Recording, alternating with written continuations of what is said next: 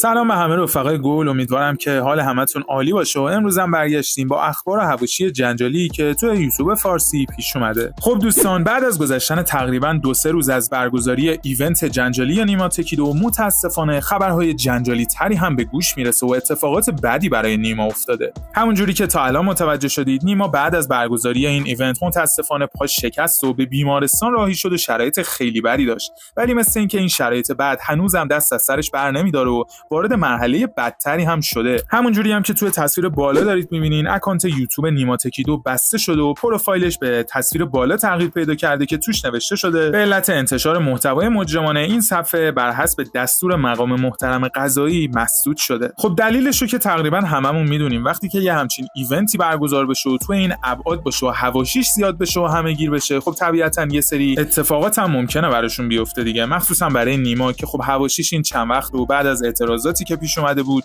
بیشتر هم شده بود و خب محتوایی هم که نیما ارائه میداد، مخصوصا ویدیوهایی که پربازدیدترین ویدیوهاش بودن، این اتفاقات رو میتونست دامن بزنه و بیشتر بکنه. نکته عجیب و متاسفانه منفی که این وسط میتونه داشته باشه، احتمال دستگیری نیما هست. بعد از اون اتفاقات قطعاً باید بره جواب یه سری سوال‌ها رو بده و اگر خیلی متاسفانه روش کلید کنن، ممکنه که اتفاقات بعدی هم براش بیفته که امیدواریم اینجوری نشه. همونجوری هم که احتمالاً خودتون ویدیوهای آخر نیما رو دیدی، در حال حاضر هم تنها ویدیویی که تو صفحه یوتیوبش هست همین ویدیویی که راجع به حواشی ایونت پوشش داده بود هستش که این ویدیو هم ممکنه تا ساعتی دیگه پاک بشه، چون همه ویدیوهاش به صورت کامل از دسترس خارج شده. همین پستم توی کامیونیتی پست نیما تکیدو گذاشته شده، توش نوشته شده بود که صفحه حسب دستور مقام محترم قضایی توسط فراجات تا اطلاع ثانوی از دسترس خارج شده.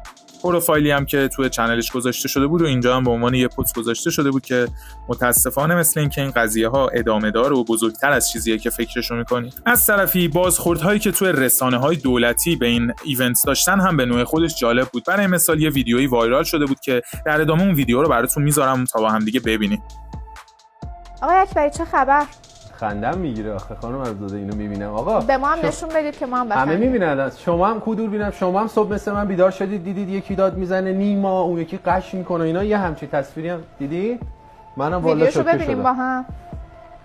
کیه این؟ گاندیه، نلسون ماندلاس، این میکشتش. اون من دیدم قش کردن، ضبط کردن. بله، جالبه که ایشون نه بازیگره، نه فوتبالیسته، نه خواننده است.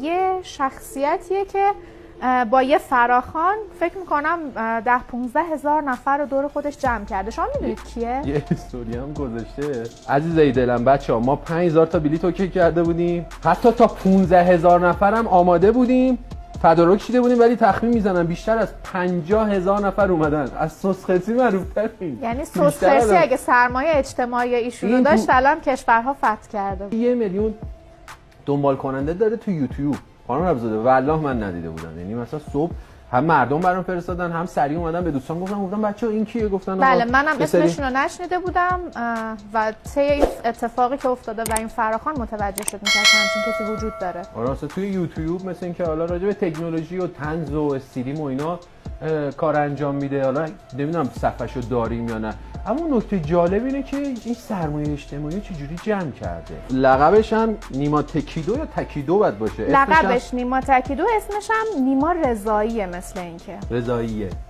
بله، هر یا رضایی. رضایی. بله. حالا فرق نمیکنه، اینجا که نوشته خانم عبدالزاده رضاییه، اما حالا بله. سوال پیش میاد که درآمدش هم فکر کنم از همین مثل اینکه درآمد اصلیش از یوتیوبه، ولی اینکه در واقع چند سالشه و کجا زندگی میکنه، مشخصاتش چیه، چیزی در دست نیست. چجوری معروف شده به نظر شما؟ نیما داداش خودت بیا بگو چجوری ما این همه سال زحمت کشیدیم نشد 50000 نفر رو جمع کنیم، چیکار کردی؟ بله، یه نکته هم که اینجا پیش میاد آقای اکبری اینه که کسایی که در واقع یه سرمایه اجتماعی این شکلی دارن و آره البته اینو خلاصه بالاخره 1.5 میلیون نفر آدم دنبالشون میکنن و با یه فراخوان 15000 میگن مثل اینکه 1.5 میلیون نفر، اونطوری که من شنیدم 1.5 میلیون نفره و تو اینستاگرام هم فعالیت داری. بله، و سوال اصلی اینه که امروز سلبریتی واقعی رو تلویزیون میسازه یا شبکه‌های اجتماعی؟ بله، سوال مهمیه. حالا جدا از اون اینم مطرح میشه که هم جامعه هم مسئولین ما نسبت به نیماها و امثالهم یه مسئولیتی دارن، هم نیماها نسبت به جامعه ایرانی مسئولیت دارن. این دیگه میره تو بحث کارشناسی که انشالله با کارشناسان مطرح میشینیم بحث میکنیم تا انشالله به جواب بحثای جامعه شناسی بلند بالایی لازم داره. خیلی ممنونم که ما رو تماشا میکنید. پارت به ادامه داره. در ادامه هم بریم قسمت‌هایی از ویدیویی که خود نیما گذاشته بود و توش یه سری صحبت‌ها انجام داده بود رو بشنویم و برگردیم. یادتون هم نره که لینک کامل این ویدیو توی دیسکریپشن هست که میتونید به صورت کامل تماشا بکنید.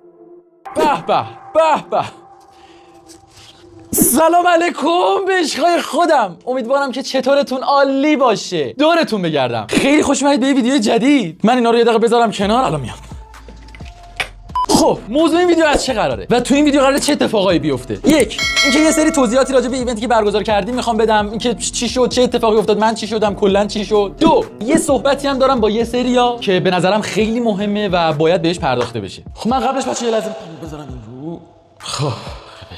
خب راجع به برگزاری ایونت که لازم نیست بگم، ترکوندید. حالا بهتون میگم. ما روز جمعه 2 مرداد ایونتمون رو شروع کردیم و به علت جمعیت زیاد حتی از 12 ظهر زودتر ما سانسمون رو شروع کردیم و همه چیز تا 2 سانس اول عالی پیش میرفت و همه چیز روی نظم بود و همه چی خوب بود و من روی ماه شما رو میدیدم دورتون بگردم و کلی با هم عکس گرفتیم. از ساعت 2:30 ظهر ما متوجه یک جمعیت خیلی زیادی شدیم و مسئولین ایران مال به ما پیام دادن که جمعیتی که بدون بلیط تشریف آوردن خیلی زیاده و گفتن بهتره که جمعیت به سمت آبنما بره که هم فضای بیشتری داره و خیلی بزرگتره. خب ما 5000 تا بلیط تهیه کرده بودیم که توی 3 دقیقه سولد اوت شد. این خودش یه رکورده. توی 8 سانس قرار بود این ایونت اجرا بشه. تا 15000 نفر ما تدارکات دیده بودیم و آماده پذیرایی بودیم و پیش بینی می‌کردیم که برای این تعداد، یعنی برای 15000 نفر، یعنی 3 برابر ظرفیتی که بلیط دادیم، آماده بودیم که رفاهو برای 15000 نفر فراهم کنیم و حتی پذیرایی بشن. همونطور که میدونید تنها چیزی که واسه من مهمه شماهای دورتون بگردم و راحتی شما اولویت من بود. واسه همینم ایونت رو ثبت نامی کردیم که یه وقت مشکلی پیش نیاد و همه چیز برای شما به خوبی پیش بره. ولی متوجه شدیم که طبق آماری که اون لحظه به ما دادن بیش از 40 تا 50000 نفر آمار دقیقش رو بهمون تا چند روز آینده میگن، ولی گفتن حداقل 40000 نفر بوده که بدون بلیط و بدون هماهنگی تشریف آورده بودن. جمعیت رو هدایت کردیم سمت آبنما که فضای بزرگتری داشته باشه، ولی باز هم کافی نبود برای اون حجم از جمعیت. همونطور که دیدید من بین جمعیت بهم فشار اومد و حجم این فشار و جمعیت انقدر زیاد بود که من پام آسیب دید و از شدت درد یه چند ثانیه از حال رفتم. حراست تونست منو بکشه بیرون و تنها راهی که اون لحظه داشتم این بود که از مسیر آب برم و کسی منو هول نداد، کسی منو ننداخت تو آب و خودم اومدم تو آب با حراست که از مسیر آب برم. تنها راه همین بود و کف آب سر بود. چند نفر اومدن تو آب پشتم و من بهشون فقط گفتم نیایید، مواظب باشید که یه وقت سر نخورن، اتفاقی براشون نیفته. تو اون لحظه تنها فکر، من خودم به درک، تنها فکرم شماها بودید دورتون بگردم. هیچ چیزی برای من مهمتر از سلامتی و رفاه شما نیست عزیزای من. از آب که اومدم بیرون به دلیل درد زیادی که تو پام داشتم توی جمعیت که پام آسیب دید نتونستم رو پام بایستم و منو انتقال دادن به بیمارستان و پامو آتل بستن. مجبور شدم که ایران مالو ترک کنم. گوشی منو ندزدیدن، کیف پول منو ندزدیدن. اینجا هست اینا اینه همه چی سر جاشه. کادوهاتون بچه‌ها، کادوهایی که لطف کردین برای من آوردین، قربونتون برم. با عشق تک تکشون جمع شده و تماما جمع‌آوری شده. انقدر زیاده من باید برم بگیرم، وقت نکردم به خاطر پام، اصلا نتونستم برم بگیرم و کادوها رو میگیرم. دورتون بگردم، خیالتون راحت باشه. همه کادوها قطعا به دستم میرسه و همش جمع‌آوری شده. این از این. بچه‌ها کلی کامنت دارم دریافت میکنم که نیما ببخشید، نیما معذرت میخوایم، نیما شرمنده ایم. قربونتون برم، دور سرتون بگردم. چقدر شماها خفنید، چقدر ماهید آخه. قربونتون برم، دورتون بگردم. تقصیر هیچ کدومتون نبوده، فداتون بشم من. همه اینا از روی عشق زیاد بوده. من به داشتن همچین خانواده‌ای افتخار میکنم. قربونتون برم. شما تو قلب من جا دارید، دورتون بگردم. ممنونم که قدم روی چشمای من گذاشتید. فقط ای کاش یکم بیشتر رعایت میشد، طبق همون بلیط تشریف می آوردید، ولی اصلا حس بدی نداشته باشید. دورتون بگردم. شما شادی نکنید کی شادی بکنه؟ شما دنبال کسی که دوستش دارید نرید کی بره؟ اصلا احساس بدی نداشته باشید. فدای سرتون. زندگی برای شماست. من پام اینجوری شده، خوب میشه. دورتون بگردم. صحیح و سالم. فقط اینقدر درد دارم، خوب میشه دیگه. فدای سرتون. قلب من برای شماست. این که چیزی نیست. تازه من عادت دارم، تا ماه پیش داشتم با اثرام میرفتم، حالا چند روز دیگه یک لحظه از حال خوب شما، خوشحالی شما، ارزشش برای من از همه چیز بیشتره. نبینم حس بدی داشته باشید. یه اتفاقی بود افتاد. من هر کاری لازم باشه میکنم که شاد نگهتون دارم و حالتون خوب باشه عزیزای دلم. اصلا اشکال نداره، ناراحت هیچی نباشید. فقط برای دفعه های بعد بیشتر رعایت میکنیم و تجربه شده. نگران هیچی نباشید. من تا جایی که بتونم و توان دارم پشتتونم مثل شیر دورتون بگردم، هواتونو دارم. شما عشقای منید، فدای سرتون هر اتفاقی که برای من افتاد. همتون تیکه‌ای از قلب منید. ببینید چقدر دارم میگم اشکال نداره، ناراحت نباشید، حس بدی نداشته باشید، دورتون بگردم. همیشه گفتم، باز هم میگم، ماهید همتون، عاشقتونم. پای منم خوب میشه، میگذره، تموم میشه. اون چیزی که میمونه اون روز تاریخ سازیه که خانواده تکیدو ساخته. من به تک تکتون افتخار میکنم و بهتون میبالم. حضور تک تکتون برای من با ارزشه. بچه‌ها از اون جایی که توی ایران تا حالا همچین ایونتی برگزار نشده بوده